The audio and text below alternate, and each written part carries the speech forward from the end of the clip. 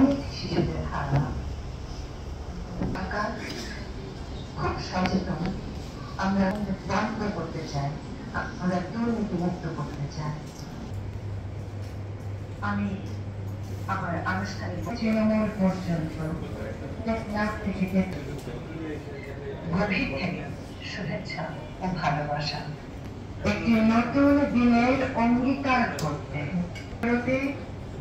আপনারা যে স্বপ্ন দেখেছিলেন, মানবিক ও মর্যাদার বাংলাদেশের স্বপ্ন, পথে আমাদের সম্মিলিত অভিযাত্রা। দেশের সাধারণ মানুষ, অসহায় ও প্রান্তিক জনগোষ্ঠী ক্লান্ত করেছে। আজ থেকে রাষ্ট্র আর ত্রুটি যদি হয়, পিছলে যে ঘোষণাপত্র আপনাদের সামনে তুলে ধরছি।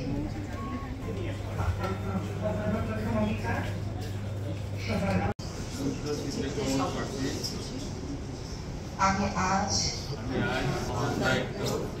নিতে যাচ্ছি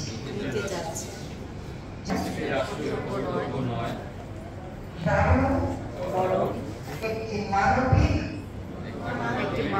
নৈতিক আহ্বান,